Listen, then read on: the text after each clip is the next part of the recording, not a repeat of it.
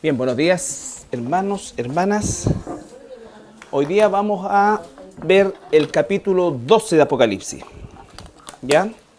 Apocalipsis capítulo 12. Vamos a ver hasta dónde llegamos hoy día. No. Ya.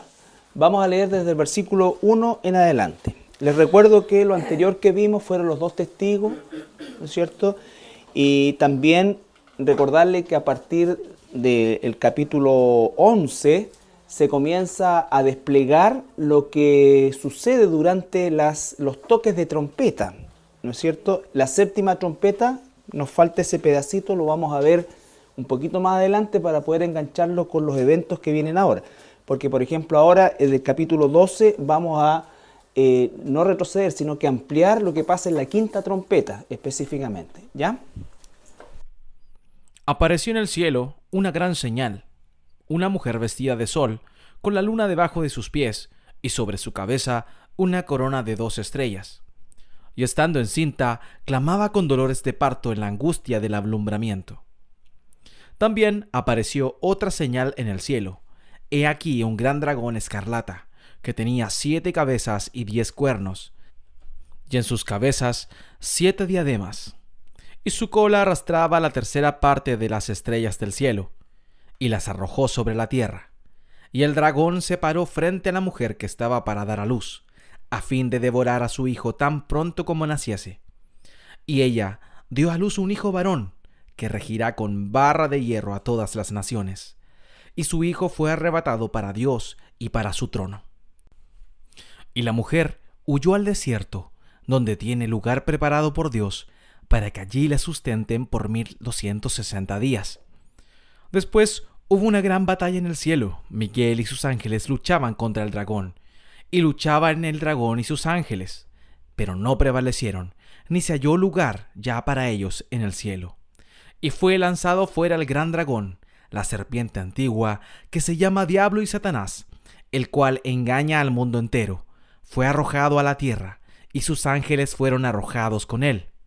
Entonces oí una gran voz en el cielo que decía: Ahora ha venido la salvación, el poder y el reino de nuestro Dios y la autoridad de su Cristo, porque ha sido lanzado afuera el acusador de nuestros hermanos, el que los acusaba delante de nuestro Dios día y noche. Y ellos le han vencido por medio de la sangre del Cordero y de la palabra del testimonio de ellos, y menospreciaron sus vidas hasta la muerte. Por lo cual, alegraos, cielos, y los que moráis en ellos. Ay de los moradores de la tierra y del mar, porque el diablo ha descendido a vosotros con gran ira, sabiendo que tiene poco tiempo. Y cuando vio el dragón que había sido arrojado a la tierra, persiguió a la mujer que había dado a luz al hijo varón. Y se le dieron a la mujer las 2 alas de la gran águila, para que volase de delante de la serpiente al desierto, a su lugar, donde es sustentada por un tiempo y tiempos, y la mitad de un tiempo.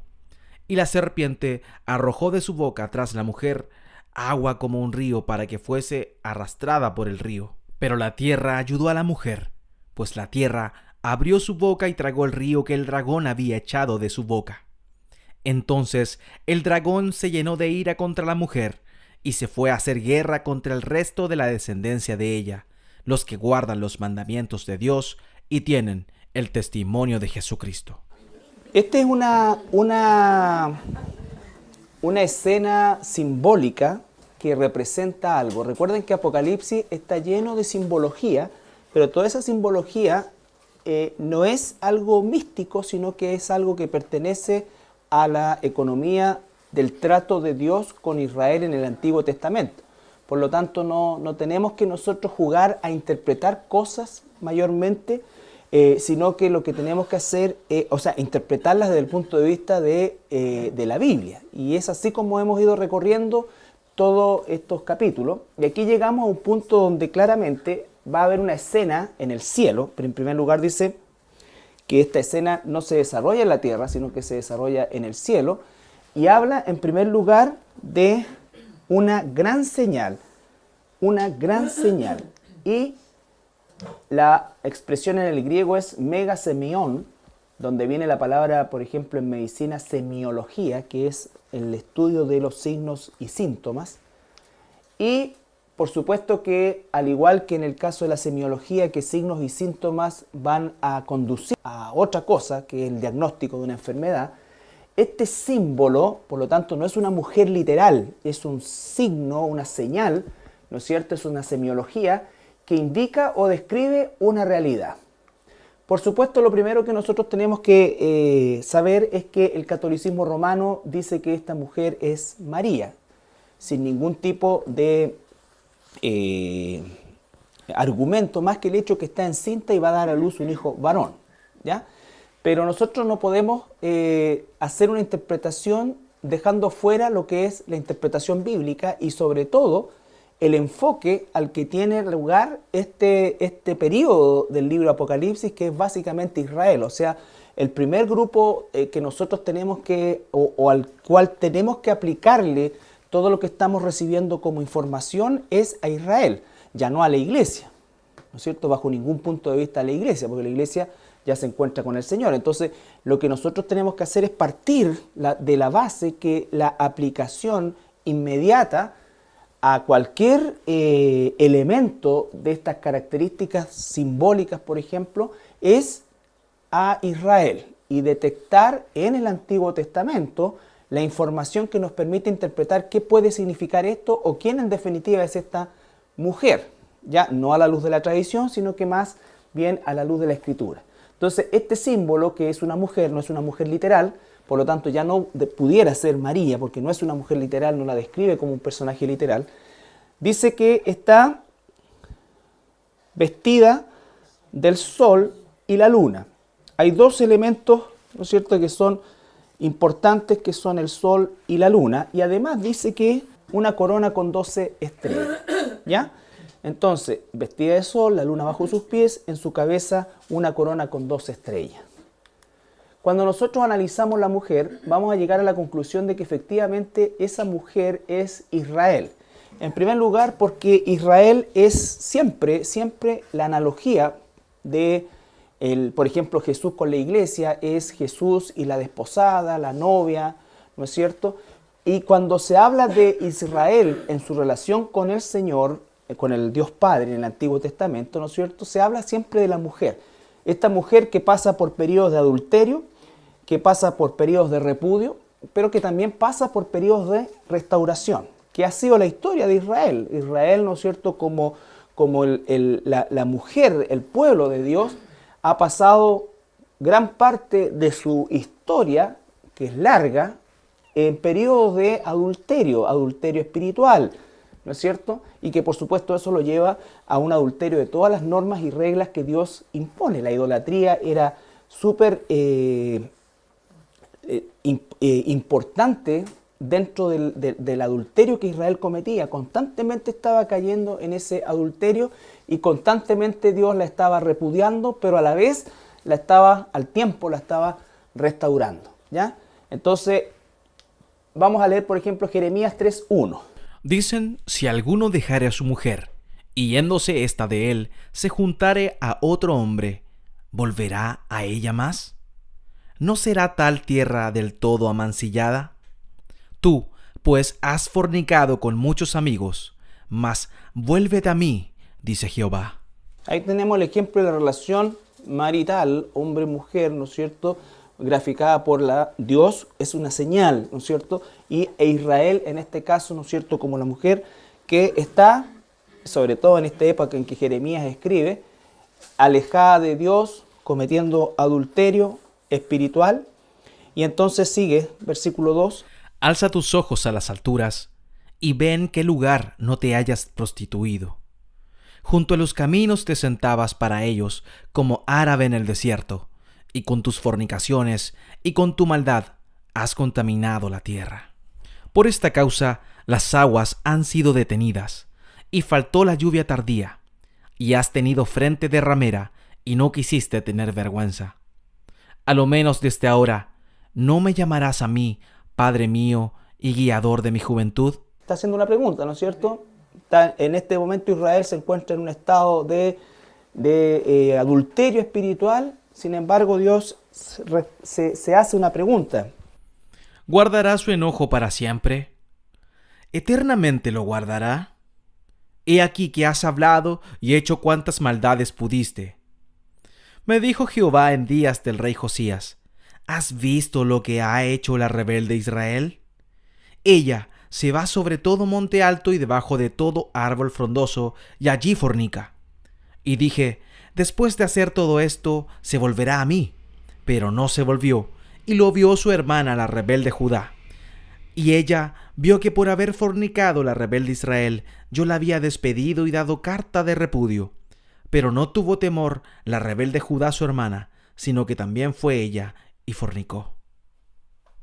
Ya, salta al 14:15, ahí mismo. Convertíos, hijos rebeldes, dice Jehová, porque yo soy vuestro esposo, y os tomaré 1 de cada ciudad y 2 de cada familia, y os introduciré en Sión. Y os daré pastores según mi corazón, que os apacienten con ciencia y con inteligencia. Ya, versículo 20. Pero como la esposa infiel abandona a su compañero, así prevaricasteis contra mí, oh casa de Israel, dice Jehová. 4:1. Si te volviereis, oh Israel, dice Jehová, vuélvete a mí. Y si quitares de delante de mí tus abominaciones, y no anduviereis de acá para allá, y juraréis: vive Jehová, en verdad, en juicio y en justicia, entonces las naciones serán benditas en él, y en él se gloriarán. Ya. Entonces está hablando de esta relación tortuosa, podríamos llamarla nosotros, con Israel, desde el punto de vista que Israel, la tendencia permanente es hacia el adulterio espiritual, hacia la fornicación espiritual, hacia irse a los ídolos, y Dios permanentemente también la está llamando ¿a qué cosa? A un arrepentimiento. A un arrepentimiento y a la promesa de que si así lo hace, ¿no es cierto?, ocurrirá restauración, no solamente para Israel, sino que también a todo el mundo. Dice que habrá bendición. Cuando Dios se reconcilie o restaure a Israel, no solamente va a restaurar a Israel, sino que también por medio de Israel dice que serán benditas todas las naciones de la tierra también, que lo vamos a ver durante el periodo del milenio. En Oseas 2:2. Contended con vuestra madre, contended, porque ella no es mi mujer, ni yo su marido.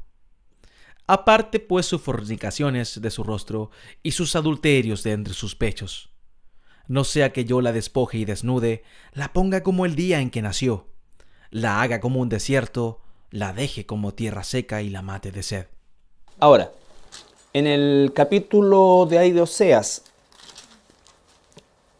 14, el último capítulo, 14:1. Vuelve, oh Israel, a Jehová tu Dios, porque por tu pecado has caído. Entonces vuelve, oh Israel, a Jehová tu Dios.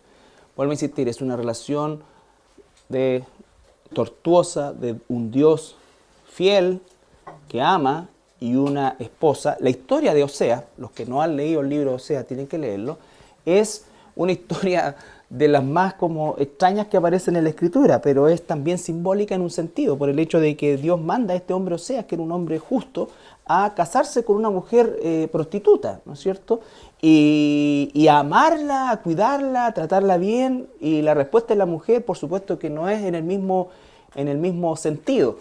Y eso es justamente para graficar la relación matrimonial tortuosa de Dios con Israel.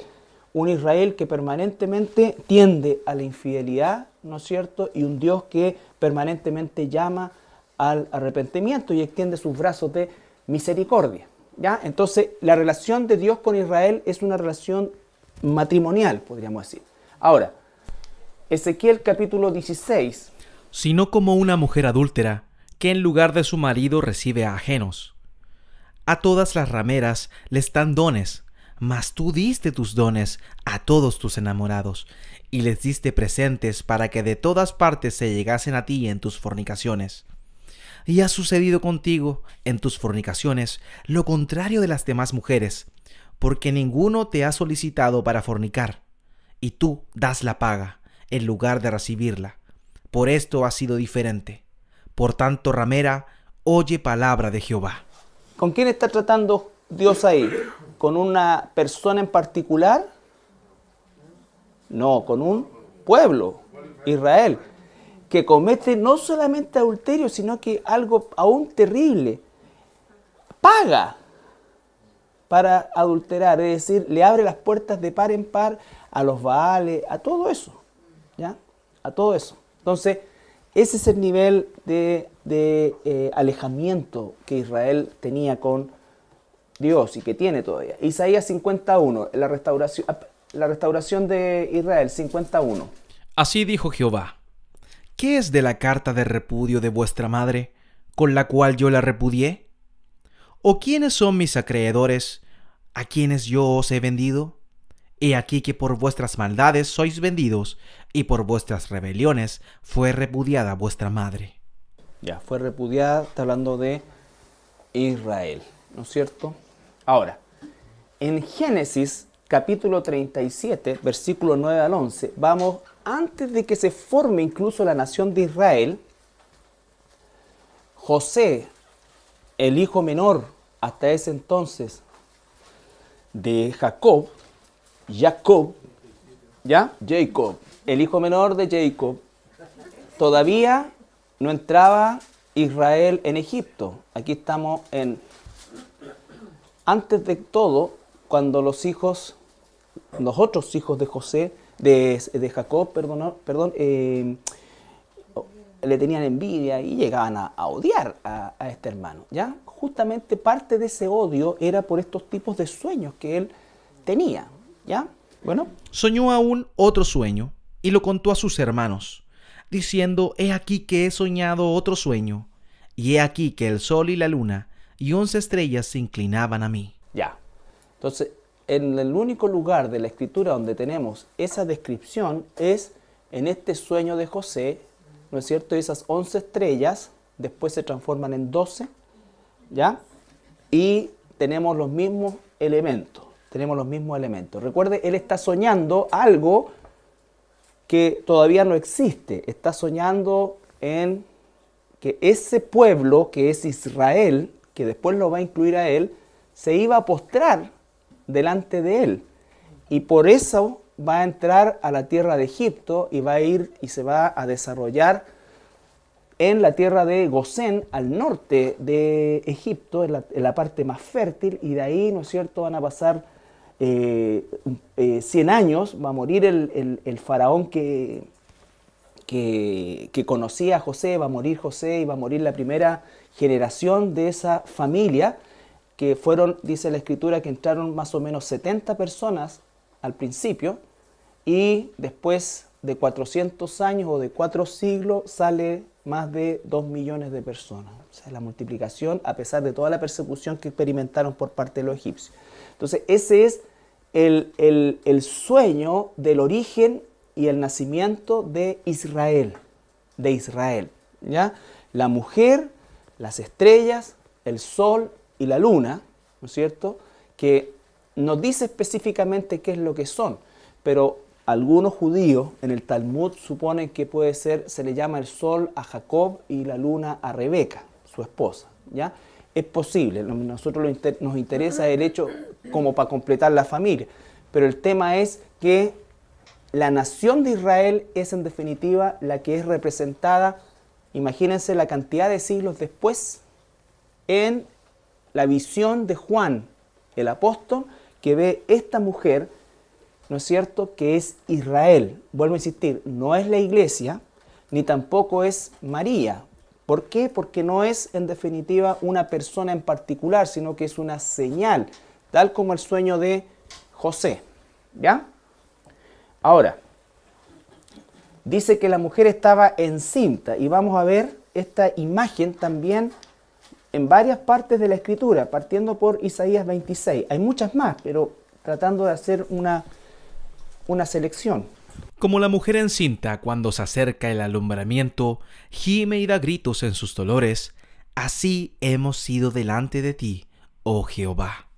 Ya, entonces la figura de mujer encinta también está en el Antiguo Testamento. Isaías 66, 6 al 9.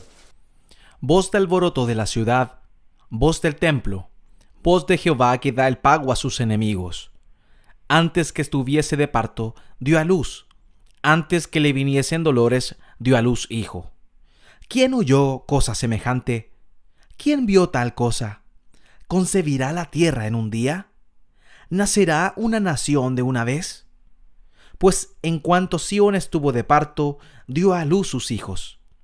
¿Yo que hago dar a luz, no haré nacer? Dijo Jehová. ¿Yo que hago engendrar, impediré el nacimiento? Dice tu Dios. Se está refiriendo no a una persona en particular en ese caso, sino que al nacimiento de la nación de Israel, ¿no es cierto? Al nacimiento de la nación de Israel. Y específicamente ese nacimiento, ¿por qué? Porque a diferencia del sueño de José, donde todavía Israel no existía como nación, ¿ya? Cuando Isaías escribe, ¿qué pasa ya? Existía Israel como nación, en el exilio todo, pero existía como nación. Por lo tanto, se está refiriendo a un nuevo nacimiento. De hecho, a partir de la destrucción de Nabucodonosor y del sitio a Jerusalén en el 582 a.C., Israel nunca más volvió a ser una nación independiente.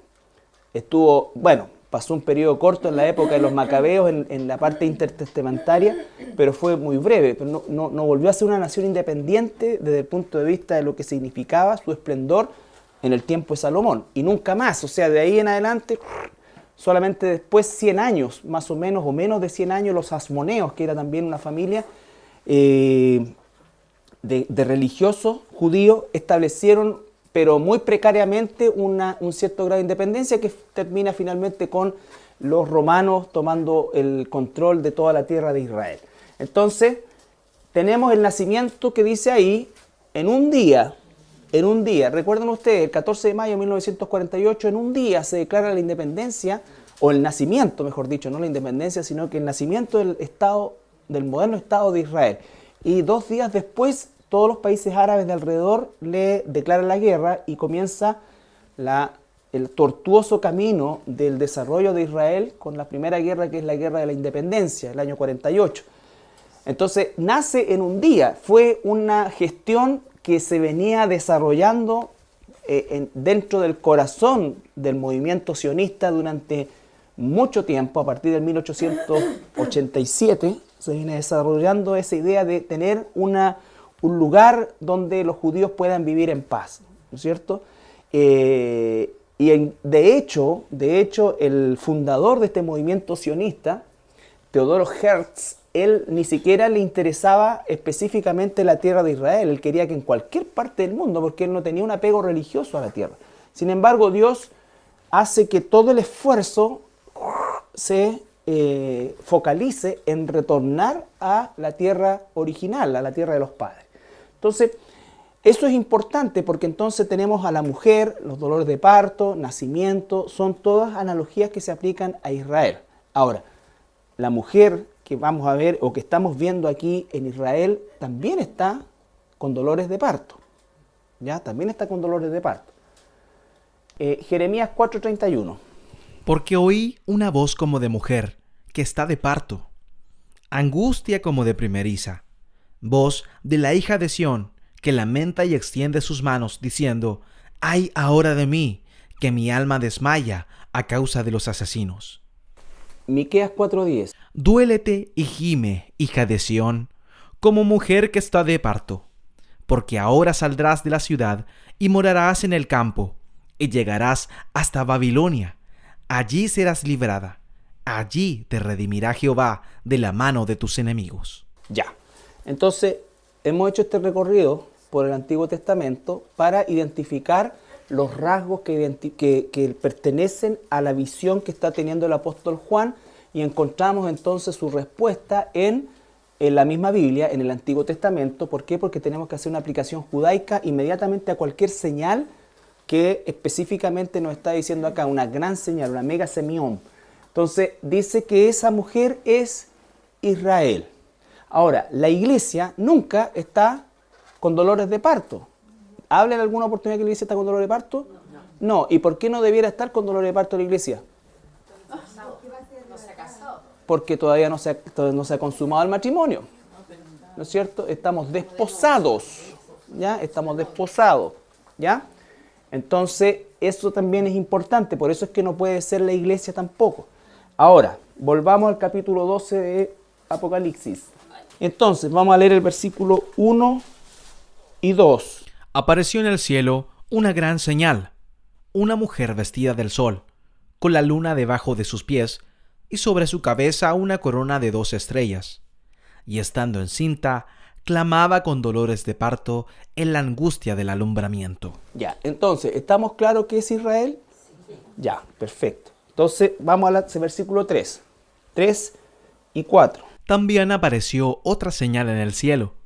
He aquí un gran dragón escarlata que tenía 7 cabezas y 10 cuernos, y en sus cabezas 7 diademas. Y su cola arrastraba la tercera parte de las estrellas del cielo, y las arrojó sobre la tierra.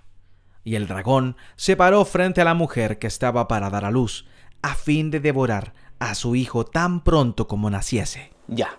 Entonces, tenemos claro que es Israel. Ahora, obviamente el versículo 5, si lo podemos leer también. Y ella dio a luz un hijo varón. ¿Quién es ese hijo varón? Jesús. ¿Por qué Jesús viene de la iglesia? No, viene de Israel.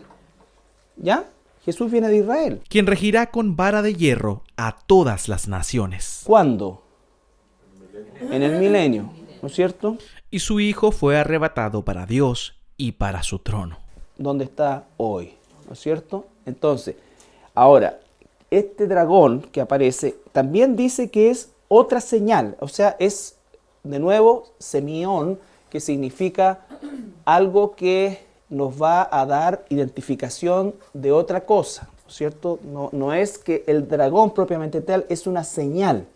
Recuerden que Satanás se disfraza como ángel de luz y Satanás no es el personaje horrendo, ¿no es cierto?, o caricaturesco, sino que más bien Satanás representa todo lo que la belleza pervertida puede seducir y provocar. Es sumamente atractivo. Sus métodos, su aspecto, si pudiéramos nosotros verlo, ¿ya?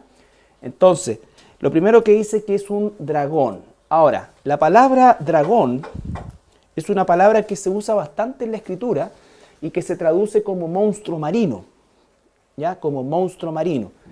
Pero la verdad es que la palabra en el original es dragón, ¿ya? Y entonces este monstruo marino, que también se conoce como leviatán, es una especie de reptil alado, al parecer, como animal que alguna vez existió dentro de los grandes monstruos marinos que dice la escritura. Y la palabra dragón se cambió a dinosaurio, por ejemplo, recién por allá por el 1800 y algo, ¿ya? Que fue una nueva nomenclatura, pero hasta ese entonces era dragón, ¿ya? Entonces podríamos decir un dinosaurio, pero en el fondo lo que está haciendo es una señal y Juan está identificando algo que él a lo mejor conoció, pero con características que nunca vio. ¿Por qué? 7 cabezas, ¿no es cierto? 7 cabezas. Entonces tenemos que encontrar nosotros otra vez la interpretación dentro del contexto bíblico, también con una concepción judaica de lo que está viendo Juan. Vamos a ir a Job 7:12. Escarlata, claro, no puse el color ahí, pero el color es justamente de sangre fresca. Si pone, él dice, describe el color, es que seguramente no eran de ese color. Claro, exacto. Exacto. Todos esos datos son importantes, estamos tratando de hacer una lectura lo más sistemática posible, pero por supuesto que nosotros podemos ir enriqueciendo siempre con la misma Biblia, porque ustedes van a encontrar, antes de ver las explicaciones de esto, que el dragón puede significar esto otro, que la Unión Europea, que esto, bla, bla, bla. Vamos, antes de las aplicaciones, la identificación bajo el concepto bíblico de quién es quién. ¿Ya? Sabemos que la mujer es Israel, por lo tanto, al estar seguro de eso, entonces la aplicación o la enseñanza que nos está entregando o la información que nos está dando tiene que encajar dentro de ese sentido. ¿Ya? Job 7:12. ¿Soy yo el mar o un monstruo marino para que me pongas guarda? Ya. Monstruo marino, dragón. Danín, ¿Mm? en griego, o sea, en hebreo. En hebreo, Danín. Danín. Isaías 27:1. En aquel día Jehová castigará con su espada dura, grande y fuerte, al Leviatán, serpiente veloz, y al Leviatán, serpiente tortuosa, y matará al dragón que está en el mar. Ya.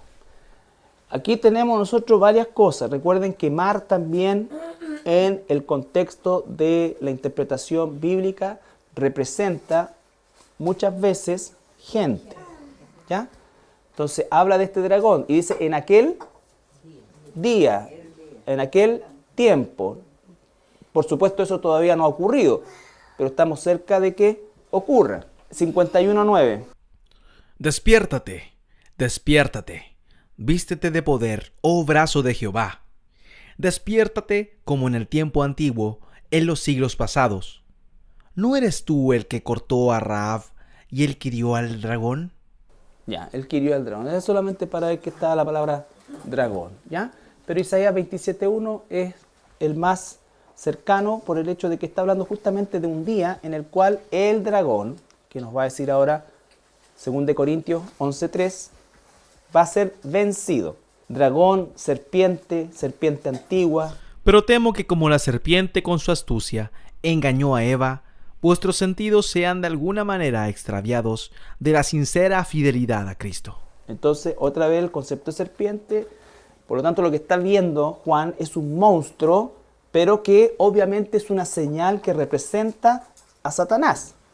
Y Apocalipsis 22. Y prendió al dragón, la serpiente antigua, que es el diablo y Satanás, y lo ató por 1000 años. Y el 3. Y lo arrojó al abismo, y lo encerró, y puso su sello sobre él, para que no engañase más a las naciones, hasta que fuesen cumplidos 1000 años. Y después de esto, debe ser desatado por un poco de tiempo. Ya. Entonces, leemos el versículo 3 y 4 de Apocalipsis 12. También apareció otra señal en el cielo. He aquí un gran dragón escarlata, que tenía 7 cabezas y 10 cuernos, y en sus cabezas 7 diademas. Y su cola arrastraba la tercera parte de las estrellas del cielo, y las arrojó sobre la tierra, y el dragón se paró frente a la mujer que estaba para dar a luz, a fin de devorar a su hijo tan pronto como naciese. La mujer es Israel, el dragón ¿quién es? Satanás, ¿no es cierto? Entonces ya tenemos bien claro quiénes son estos dos personajes. Por lo tanto, es claro. Ahora vamos a partir por las 7 cabezas. ¿Ya? ¿Cuál es la interpretación más cercana, más acertada de esto? Es, si estamos hablando de que el 7 es un sistema de gobierno perfecto, ¿no es cierto? Satanás imita esto y él ha establecido 7 sistemas bajo los cuales el mundo se ha gobernado. ¿Ya? El mundo ha pasado prácticamente por todos los sistemas de gobierno, todos ellos nacidos, por supuesto, en la mente de Satanás, permitido en la soberanía de Dios. Lo primero que tenemos, ¿no es cierto? Egipto eran faraones, ¿no es cierto? Asiria eran reyes, Babilonia eran reyes, Medo-persas, reyes, Grecia también y la Roma histórica también. Característica de todo esto, aparte, ¿no es cierto?, lo que significaba la monarquía propiamente tal, era que cada uno de estos personajes no solamente era un rey, sino que era considerado un dios, ¿ya? Una deidad. Pasamos al largo periodo en que el hombre establece un sistema que nace en Grecia, que se llama la democracia, ¿no es cierto? Ahora, si nosotros nos damos cuenta, el capítulo 12 y 4, que tenía 7 cabezas y 10 cuernos en el 3. Y en sus cabezas, o sea, en las 7 tenía ¿qué cosa? 7 ¿qué? Diademas. La diferencia entre cuerno y diadema. Cuerno es poder, ¿no es cierto? Poder. Pero diadema es, además de poder, es realeza, divinidad. Las 7 cabezas son reyes propiamente tal. Los 10 cuernos, que van a ser el último sistema de gobierno, cuando se acabe ya que el hombre no se pudo gobernar por sí mismo, por la democracia, todo, entonces se va a volver al sistema, entre comillas, monárquico. Los 10 cuernos representan 10 poderes, 10 poderes. Sin embargo, la séptima cabeza, que es el anticristo, ¿no es cierto?, va a gobernar como un rey, porque va a querer ¿qué cosa? Que le adoren, ¿no es cierto? Por eso es que hasta el momento hay 6 nomás, con la Roma histórica, que es la última. Pero la Roma final, que va a venir con el anticristo, también va a ser de esas características, porque este anticristo va a exigir adoración, igual que los sistemas, ¿no es cierto?, históricos, en los cuales el rey era una divinidad y se adoraba. ¿Se entiende? Entonces, ese monstruo dice que tiene 7 cabezas, 10 cuernos. Pero ese monstruo dice que, ¿qué cosa? También apareció una otra señal, versículo 3. He aquí un gran dragón, está unido al dragón. Es decir, el dragón se expresa de esa manera. Los gobiernos del mundo han sido obra de Satanás, ¿no es cierto? Por eso es que Jesús dice que los gobernantes del mundo se enseñorean, porque no es Dios quien Dios los está permitiendo. Existe aún dentro de eso un cierto grado de orden que permite que el mensaje de Dios, que es lo más importante para Dios, se vaya, ¿no es cierto?, desarrollando. Sin embargo, este es la expresión de Satanás, las 7 cabezas y los 10 cuernos. Representa el dominio terrenal, territorial, el dominio legal que en este momento tiene Satanás sobre el planeta. Dominio legal que le entregó en el jardín del Edén a Adán. ¿No es cierto? Adán. Entonces eso le dio a Satanás la autoridad legal para establecer estos sistemas de gobierno. Gobernar este planeta conforme a su dirección. Por eso es que dice que los cristianos somos extranjeros. Por eso es que Dios separó a Israel y le dio leyes distintas al resto. ¿Cuál era la misión de Israel? Vivir y ser luz en medio de esa corrupción. ¿Qué hizo Israel? Se corrompió con los otros, ¿ya? La iglesia, ¿qué es lo que debe hacer? Es santificarse, luchar contra la corriente del mundo. Cuando una iglesia se mundanaliza, creyendo que la mundanalidad es una herramienta para ganar inconversos, está mal y está equivocada. Nosotros no debemos jamás renunciar a lo que es la doctrina cristiana, pensando que el suavizar el mensaje, el cambiar el mensaje, el ocultar partes del mensaje, ¿no es cierto?, va a atraer gente. No, ¿por qué?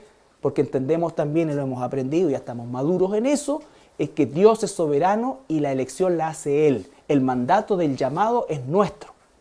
Por eso es que tenemos que confiar plenamente en el Señor. El Evangelio es un llamado al arrepentimiento. No es una pastilla suave para atraerte, no. Nosotros tenemos que dar el mensaje correcto con amor. Esa es nuestra misión. Entonces, por eso es tan importante esto. Satanás representa esto. Es esto. Es esto. Esto es el mundo. Esto es el sistema del mundo. Este es el pensamiento del mundo. ¿Ya? ¿Estamos claros? Entonces, versículo 5.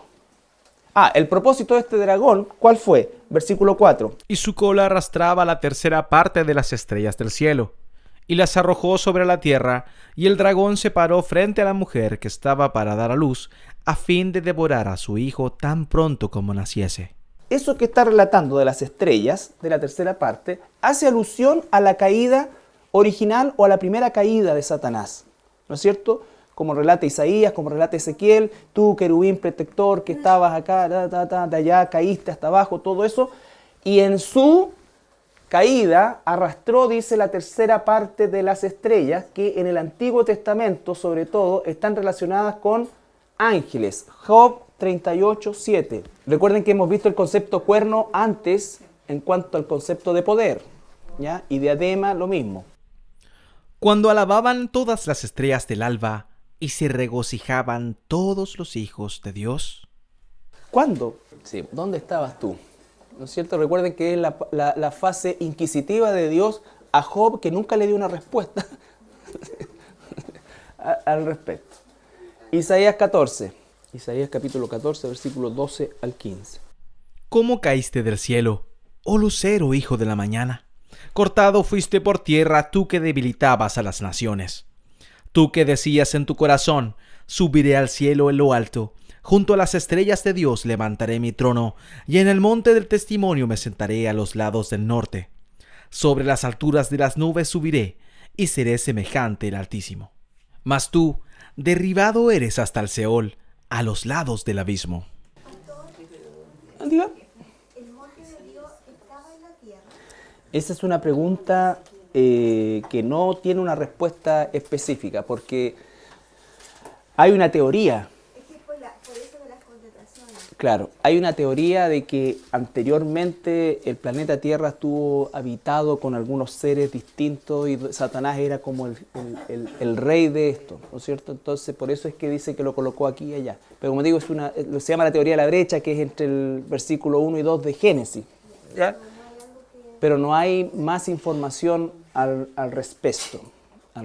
¿Ya? No se olviden que también en el cielo hay un templo, hay un monte y también se da esa analogía. Pero es cierto eso también. ¿Ya? Ya. Entonces, el propósito finalmente es obvio que era matar a Jesús. ¿Cuándo fue la primera vez que Satanás quiso matar a Jesús? Pero si nos vamos más atrás. Claro. Faraón, Abraham, ¿no es cierto? Mata, Abraham, Faraón. ¿Por qué? Porque entonces seguimos la línea, porque si mata a Isaac y así sucesivamente, nos quedamos nosotros. Entonces eso explica qué cosa el día de hoy, el antisemitismo. El mundo odia a Israel, ¿por qué? Porque Satanás odia a Israel, porque de ahí viene el Mesías. De ahí viene el Mesías. Y Satanás sabe que el Mesías va a vencerlo. ¿Ya? Va a vencerlo. Por eso es que cuando esta mujer no puede eliminar a Jesús, se va en contra de los descendientes. Los descendientes.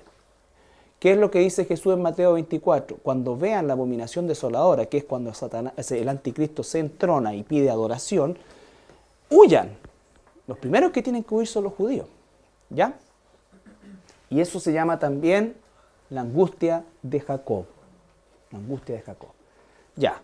¿Vamos a llegar hasta ahí hoy día? Como un río para que fuese arrastrada por el río. Pero la tierra ayudó a la mujer, pues la tierra abrió su boca y tragó el río que el dragón había echado de su boca. Entonces el dragón se llenó de ira contra la mujer y se fue a hacer guerra contra el resto de la descendencia de ella, los que guardan los mandamientos de Dios y tienen el testimonio de Jesucristo. Esta es una escena simbólica que representa algo. Recuerden que Apocalipsis está lleno de simbología, pero toda esa simbología no es algo místico, sino que es algo que pertenece a la economía del trato de Dios con Israel en el Antiguo Testamento. Por lo tanto, no tenemos que nosotros jugar a interpretar cosas mayormente, sino que lo que tenemos que hacer es, interpretarlas desde el punto de vista de la Biblia. Y es así como hemos ido recorriendo todos estos capítulos. Y aquí llegamos a un punto donde claramente lo que vimos fueron los dos testigos, ¿no es cierto? Y también recordarle que a partir del capítulo 11 se comienza a desplegar lo que sucede durante los toques de trompeta, ¿no es cierto? La séptima trompeta, nos falta ese pedacito, lo vamos a ver un poquito más adelante para poder engancharlo con los eventos que vienen ahora. Porque, por ejemplo, ahora en el capítulo 12 vamos a no retroceder, sino que ampliar lo que pasa en la quinta trompeta específicamente, ¿ya? Apareció en el cielo una gran señal, una mujer vestida de sol, con la luna debajo de sus pies, y sobre su cabeza una corona de 2 estrellas. Y estando encinta, clamaba con dolores de parto en la angustia del alumbramiento. También apareció otra señal en el cielo. He aquí un gran dragón escarlata, que tenía 7 cabezas y 10 cuernos, y en sus cabezas 7 diademas. Y ahora ha venido la salvación, el poder y el reino de nuestro Dios y la autoridad de su Cristo, porque ha sido lanzado afuera el acusador de nuestros hermanos, el que los acusaba delante de nuestro Dios día y noche. Y ellos le han vencido por medio de la sangre del Cordero y de la palabra del testimonio de ellos, y menospreciaron sus vidas hasta la muerte. Por lo cual, alegraos, cielos, y los que moráis en ellos. Ay de los moradores de la tierra y del mar, porque el diablo ha descendido a vosotros con gran ira, sabiendo que tiene poco tiempo. Y cuando vio el dragón que había sido arrojado a la tierra, persiguió a la mujer que había dado a luz al hijo varón. Y se le dieron a la mujer las 2 alas de la gran águila, para que volase de delante de la serpiente al desierto, a su lugar, donde es sustentada por un tiempo y tiempos, y la mitad de un tiempo. Y la serpiente arrojó de su boca tras la mujer agua.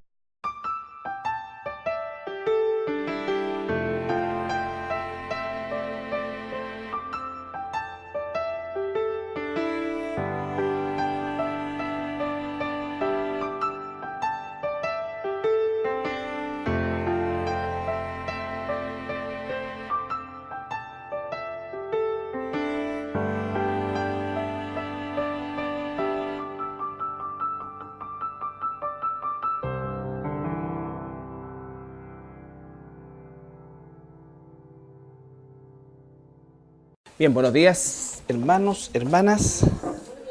Hoy día vamos a ver el capítulo 12 de Apocalipsis. ¿Ya? Apocalipsis capítulo 12. Vamos a ver hasta dónde llegamos hoy día. No. Ya. Vamos a leer desde el versículo 1 en adelante. Les recuerdo que lo anterior... Su cola arrastraba la tercera parte de las estrellas del cielo, y las arrojó sobre la tierra. Y el dragón se paró frente a la mujer que estaba para dar a luz, a fin de devorar a su hijo tan pronto como naciese.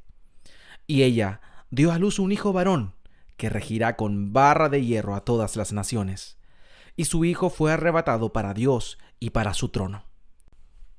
Y la mujer huyó al desierto, donde tiene lugar preparado por Dios, para que allí la sustenten por 1260 días. Después hubo una gran batalla en el cielo. Miguel y sus ángeles luchaban contra el dragón, y luchaban el dragón y sus ángeles, pero no prevalecieron, ni se halló lugar ya para ellos en el cielo. Y fue lanzado fuera el gran dragón, la serpiente antigua, que se llama Diablo y Satanás, el cual engaña al mundo entero. Fue arrojado a la tierra, y sus ángeles fueron arrojados con él. Entonces oí una gran voz en el cielo que decía: ahora